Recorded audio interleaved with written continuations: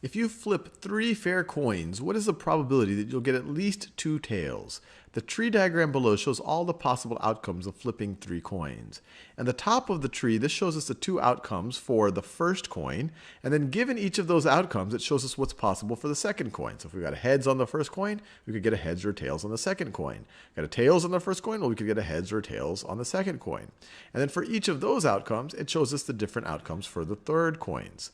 So let's just think about where on this, how do we represent getting at least 2 tails, or what are the total outcomes, and which of those meet our constraints of getting at least 2 tails?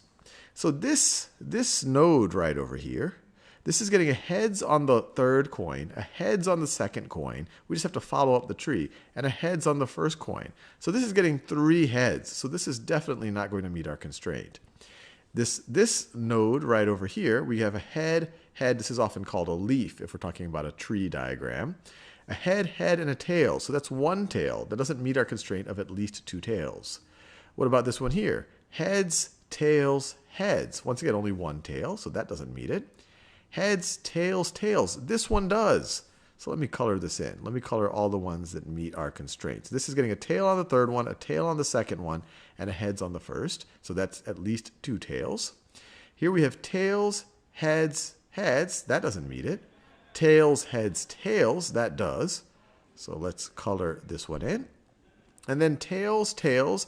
Well, if you got a tail on the first and the second, then either of these are going to meet the constraints because you already got 2 tails. So that one meets it.